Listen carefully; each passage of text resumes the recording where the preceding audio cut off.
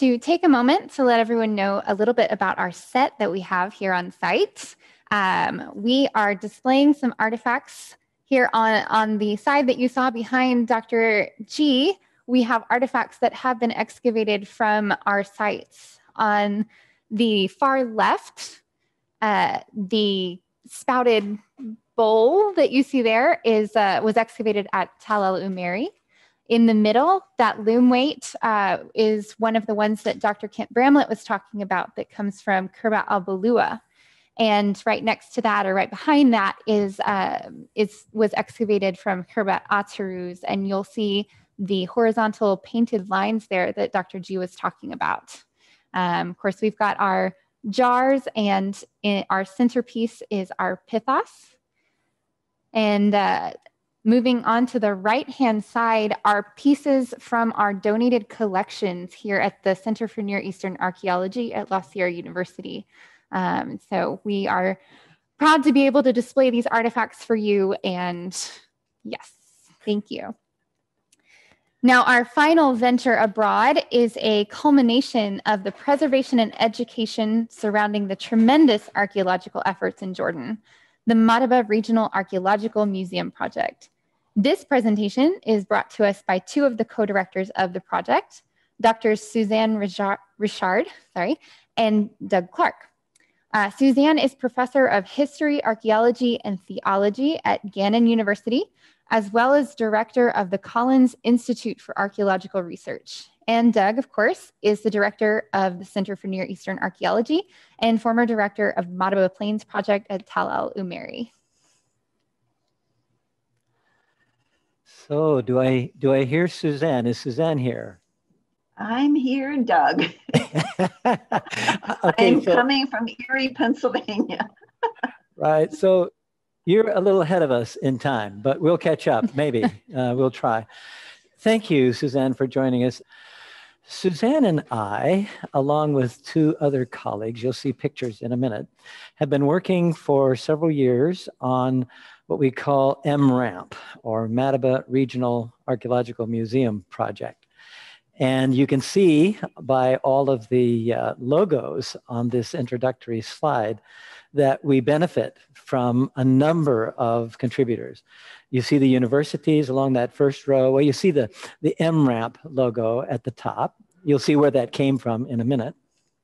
And then you see the university ones, and then you see Jordanian and Italian agencies, and then at the bottom, the United States Agency for International Development, ACOR, the American Center of Research, SHEP, that's a long name, but it has to do with sustainable cultural heritage by involving local communities. That's what it's about.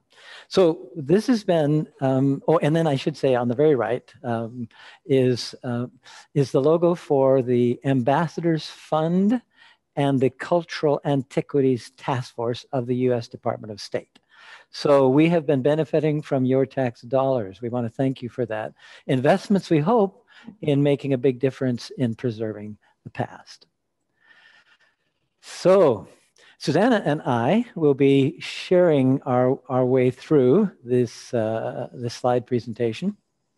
You see that Madaba is in the center of the sites we've been talking about. All of these are the 4 sites that we're working at in Jordan. And Madaba, in many ways, is a kind of a culmination. Both Suzanne and I work in the region around Madaba. So all of our artifacts go to the museum that we are working to upgrade. So that becomes important at a personal as well as an academic level. And we stay, what do you think, Suzanne, about Madaba? Is that I mean, we have so many friends there now. You go there, you shop a lot. So you head straight for Yusuf's shop. I certainly do. And then, of course, we stay at the MRAMP Hotel on weekends from the dig. But when we're working at MRAMP, we're at the MRAMP Hotel. It is a second home, let's face it, Doug. Yeah, very much so. And there are the 4 co-directors. This photo does not include Bassem Mahmoud, who is with the Department of Antiquities of Jordan, who is our coordinator, our on-site coordinator. But you can see there the universities, Perugia University, Sapienza University, Andrea Palcaro, and Marta D'Andrea, along with Suzanne and myself. We have attempted to involve the local community in lots of ways. And you can see in this sequence of photos, not only the directors, including Bassem Mahmoud in the upper left, but you can see the teams. A team in 2016, 2017, and part of 2017, our good friend became a little ill and was treated very kindly by this boy with a rose. So there was a very nice community engagement here. And then a larger team, which included restoration folks as well. So we enlarged the team and the group and were able to accomplish more. Suzanne, this is an overview both of us are very well acquainted with. What do we see in this image? Okay, basically, and anybody who knows Madaba knows this is the downtown central district. And so we see, the Archaeological Park East, West, the Heritage Trail in red, and of course, St. George's Church that everybody knows. Now, we've been doing most of our work, all of our work really, in Archaeological Park West, where we've been excavating and restoring the late 19th century buildings here. But that's our focus. Yeah. However, we're hoping, we have these wonderful goals to make this entire area a museum district. And the museum we're planning will be built over these Ottoman era buildings.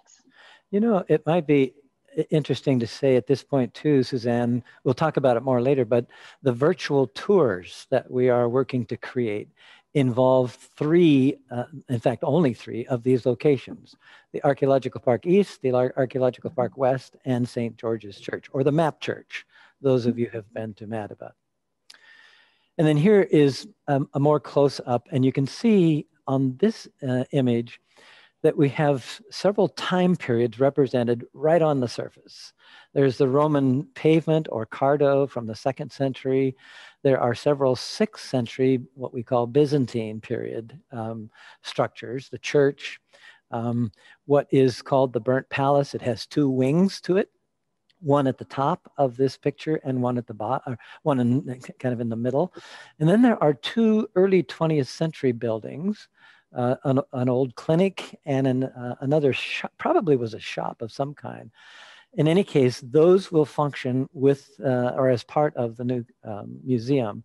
And then it's at the bottom of the slide. Suzanne mentioned, this is where we're going to be building the new museum. It will come up over the top of this late 19th century settlement. Our logo came right off of the floor of the Burnt Palace. You can actually see in the inserted image on the left, the kind of door post holders. People would open the doors inward, and then you would be greeted by this medallion with these welcoming sandals. We love that idea so much that we used it as our logo, not only for our project, but for the new museum when it becomes a reality too. Suzanne, what did it look like when we first started? It's hard to believe, and when you see the next pictures, you'll be amazed. But when we first saw it this way, we were, put back. I don't know even how to explain it. I didn't think we could do anything about it. But this is the way it looked, overgrown, not having been attended at all by anyone. And there you see the after result there. So this has been, since this particular part of the Archaeological Park West will be the ground floor for the new museum, it's really important that this is clear and clean and consolidated.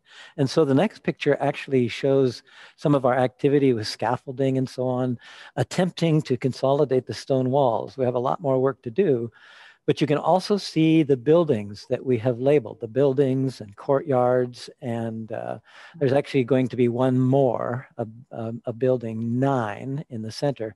But in any case, this gives you an idea. Most of what you see on the left-hand side is from the 1880s, something of that nature. And what you see on the right-hand side moves into the 20th century. So we've got a bit of a time span here across our location.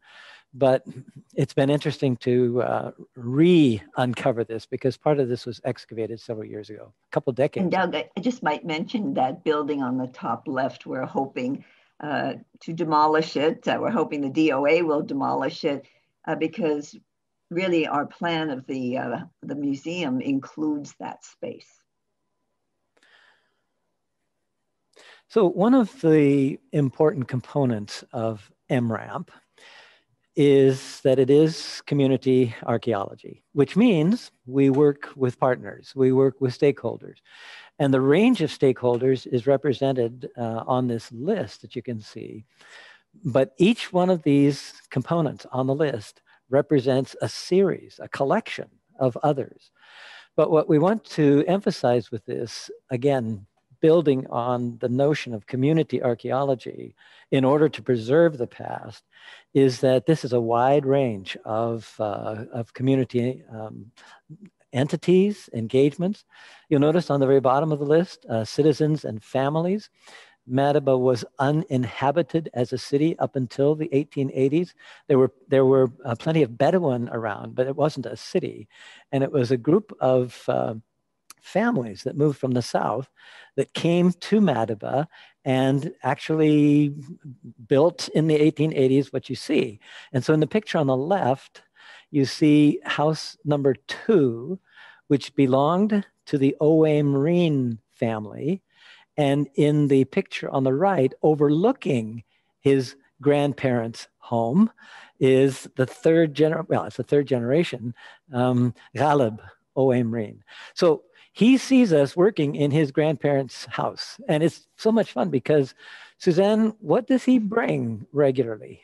Well, tea and cookies. And American coffee, I think. And American coffee, he does like that. It really is quite stunning when you think about it, that these buildings on the left were built by the original, tribes that came up, including his family, and that he's still living in this area. It's just amazing.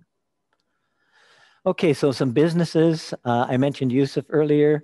We're going to scoot through these slides fairly quickly. Some of the projects we've done with workshops, training courses, again, part of community archaeology. We want these people to be the museum curators of the future, to be the people who manage it. We also have done a couple of workshops and resulting manuals. This one is almost finished in both English and Arabic. In fact, probably within another couple of weeks, should be completely done and will be useful in the museums of Jordan and elsewhere. We've also connected with university students. This is a group, well, you see them in different configurations here, of architecture students from the American University of Madaba. And this is a large organization, the Talal Abu Ghazala organization. It's called the Knowledge Organization, and they have been partners too. And then I think, Suzanne, we got to thinking about the current museum and what to do about it. And so these are a couple of pictures on the exterior. Maybe you should say something about what we've got on the interior. Well, just to preface this with the remark that we have received 2 ambassador grants. And the first one had to do with repurposing the current museum, which is what you see here. Both the Antiquities Museum, which was on the left, and then the Folklore Museum on the right. So this is the original plan. And I must say that thanks to COVID and other things, if the plan has changed somewhat, but at least we are able to put a storeroom on the left and make an interim museum on the right. And we have to do this, and it's important because the Department of Antiquities needs to have a museum there until we build the final museum. So the plan has changed somewhat, but let's take a look at it. You can see the Folklore Museum on the left, and there's the Antiquities Museum. So there's two buildings basically, and we had planned for everything to be storage. But look at this, you might not appreciate it, but this is a fantastic result here, and we're not even there. We are directing this remotely. New lighting, new fixtures, the floor has been fixed, the roof, everything, railings, and the stairway. So a lot is happening. It's amazing, Doug. I would say we don't even have to go to Jordan because we can accomplish all these things remotely.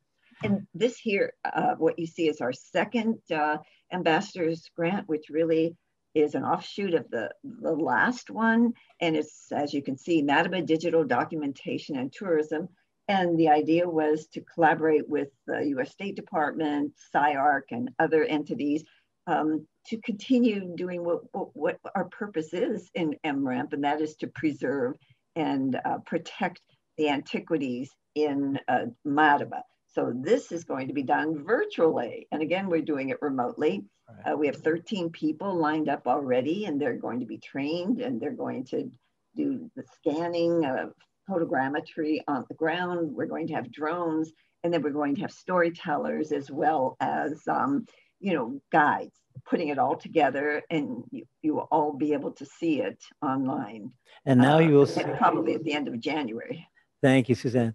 And now we will see a rendition of video, 3D video of what we hope the museum will look like.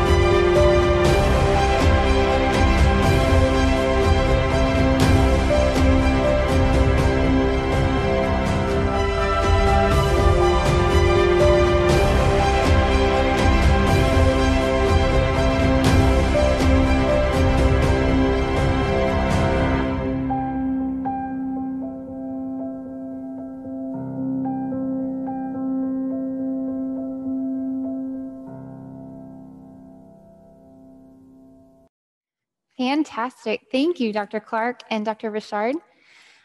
We have a question here for you guys regarding the area around the museum. Do we know if there are antiquities beneath that area? What happens when future buildings are built there? That is an extremely good question. In fact, it reminds me that this is not just for Madaba. This is for the entire region, from southern Amman all the way down to what at least some descriptions call the border of Amman and Moab, down in the Wadi Mujib, and from the desert to the Dead Sea. So it's a large area with lots of excavations, and all of their artifacts come here. But what we'll find in Madaba, that's where the question specifically was directed, has in part already been excavated. We know that, that in Madaba itself, we have materials going probably back to the New Stone Age, Neolithic. So we're talking several millennia BC, but certainly to the early Bronze Age. So we're talking into the third and fourth millennia BC. So there are remains underneath. In fact, who can tell how many feet, how many meters below what you just saw where the museum is going, that really there are archaeological remains. We anticipate, as we found at Ameri, that there were 8 meters. So we're talking 25 feet of accumulated occupational debris. So when you have that, we know we'll have that in Madaba too. When the people moved into Madaba, they didn't know what to do to build houses, and they asked, and they said, they were told, just dig, you're going to find lots of building stone. Well, the archaeologist in us was really frightened about that, because there goes our archaeological context.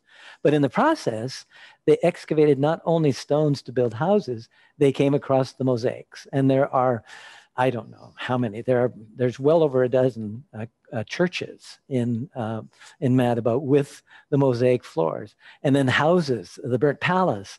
So it would have taken us longer to find those had the original occupants in the late 19th century not done this.